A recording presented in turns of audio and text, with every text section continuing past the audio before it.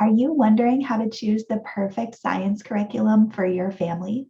In this video, I want to share 3 things that you need to consider when choosing a science curriculum.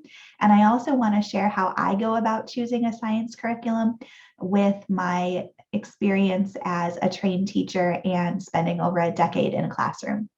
So please hit like on this video and subscribe to the channel so that you'll get notified whenever a new video is released. Okay, so the first thing, and really the most important thing that I look for when choosing a science curriculum, is the experiments. Most families feel really strongly one way or another about doing science experiments in their homeschool. And it's really important that you think about what you think about experiments and that you're really honest with yourself at this point in the process. There are some families that really love science experiments and try to include them in their science as much as possible. These families might have hands-on learners or kids who just really love to do science experiments. And if that's you and that's your family, then it's going to be really important that you look at the science experiments that are included with your curriculum.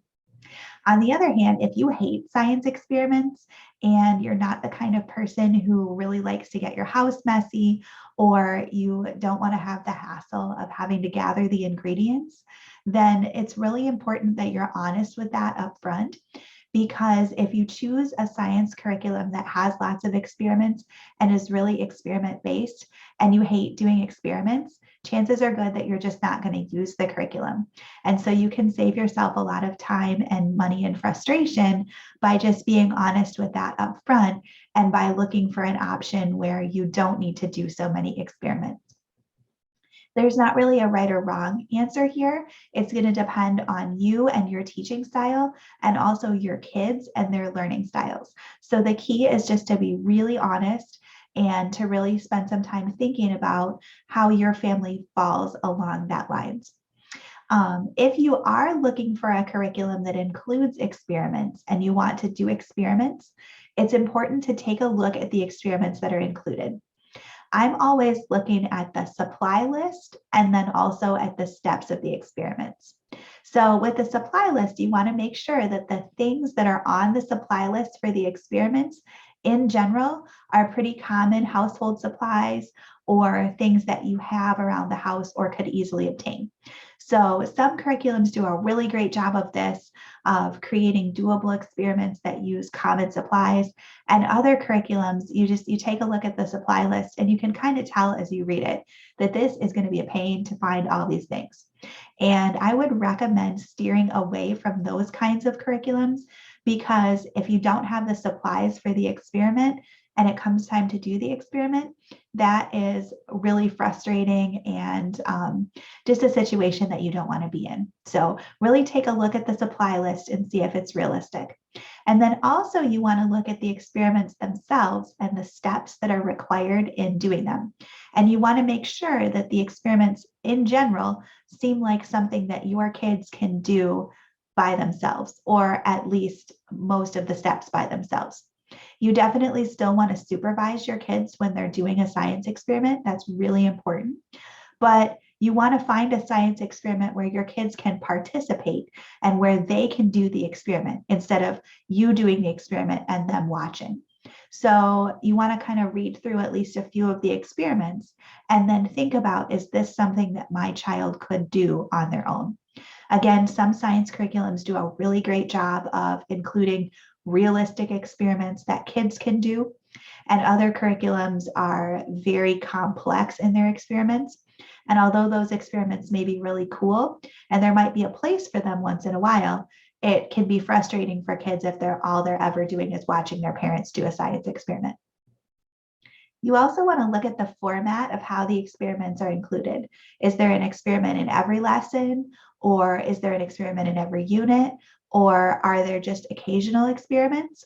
And make sure that that lines up with how you want to teach science in your homeschool. And then one other encouragement, if you are somebody that really wants to include experiments and your curriculum does not include experiments, I would strongly recommend finding a curriculum where the experiments are included right within the curriculum. We tried this the first year that we were homeschooling. It was important to me to include experiments, and I found a curriculum that I liked that did not include experiments. And so I decided, no problem, I'll just find my own experiments to go with the curriculum. Well, I did not do that. I got really busy, and that was just one of the first things that went. So my encouragement to you would be, if experiments are important, definitely find a curriculum that includes them. There are some great ones out there that do, and I have lots of suggestions on my blog, and I'll link to some of them in the description of this video. But it's important to just make sure that you are including experiments in the curriculum and finding a curriculum that includes experiments if that's important to you. So the second thing that I'm looking for when I'm choosing a homeschool science curriculum is the layout of the curriculum and the layout of the lessons. And in particular, I'm looking at how long the lessons are and how often we'd be teaching science using the curriculum. So sometimes you can get a pretty good idea just by flipping through the table of contents or flipping through the book and seeing how many lessons there are, and then just do some quick mental math about how often you would have to teach science in order to get through that book in a school year. You also want to look at the individual lessons and see how long they would take to go through with your child. See how many pages of text there are to read, how many pictures are included, just what kinds of formatting there is for each lesson, and just those kinds of things. As you page through the curriculum, you'll start to get an idea of how involved this curriculum is and what kind of a time commitment it would take. And then again, you want to be really honest with yourself about how often you want to include science and what kind of a part you want that to play in your homeschool day. And then the final thing to really keep in mind when you're choosing a homeschool curriculum is the worldview of the curriculum and the worldview of the author. This is where science can start to get really controversial, because most curriculums will take a stand one way or another on creation or evolution. And you want to make sure that the curriculum that you have chosen aligns with your views.